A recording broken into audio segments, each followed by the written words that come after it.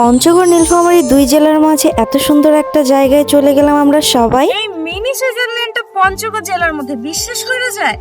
Location থেকে everything ডিটেলসে আমি বলে দিব। আসসালামু আলাইকুম এভরিওয়ান, ইটস মি স্মৃতি ফ্রম মাই পেজ স্মৃতি Rahman. Welcome to my new another video. সেদিন আমরা খুবই এনজয় করতে করতে চারজন মিলে চলে গিয়েছিলাম ঘোরার উদ্দেশ্যে। যেহেতু আমার বাসা দেবীগঞ্জে, মানে পঞ্চগড় জেলার দেবীগঞ্জ উপজেলায়, তো আমার বাসা থেকে এটা খুবই কাছে। আর যাদের নীলফামারী জেলার শেষ প্রান্ত ডোমারের কাছে, তাদের কাছেও কিন্তু এই জায়গাটা খুবই কাছে মনে হবে। তো চলুন আগে দেখাই আপনাদের ভিউটা। এদিকে তো দুইজন বন্ধু খুবই মজা করে হেঁটে হেঁটে যাচ্ছিল। ওদের ভিডিও নিতে নিতে বললাম আমাকেও কিছু সুন্দর সুন্দর ভিডিও নিয়ে দাও। এই জায়গার পরিবেশটাই এত সুন্দর, চারপাশে অনেক সুন্দর সুন্দর ভিডিও আসতেছিল। আপনারা চাইলে কিন্তু এখানে শাড়ি পরে আসতে পারেন, কারণ শাড়ি পরে আসলে একদম পারফেক্ট পিকচার পাবেন। এর আগের বার আমি অবশ্যই শাড়ি পরে এসেছিলাম আর অনেক সুন্দর সুন্দর পিক তুলছিলাম। আর এই বটগাছটা অনেক বড়, যার কারণে আমার অনেক ভালো লাগতেছিল এখানে ভিডিও করতে। তবে বটগাছ তো কিছুই না, আমরা এখানে মূলত এসেছি ল্যাভেন্ডার বাগান এনজয় করার জন্য। এই ভিউটা দেখলে আপনাদের এত এত ভালো লাগবে কি বলবো। দেখুন আমি একদম মাঝখানে বসে পড়ছিলাম, বাগানটা এত সুন্দর, এই ফুলগুলো দেখতেই ভালো লাগে। আর দেবীগঞ্জের এই জায়গা বরাবরই এই সিজনে একদম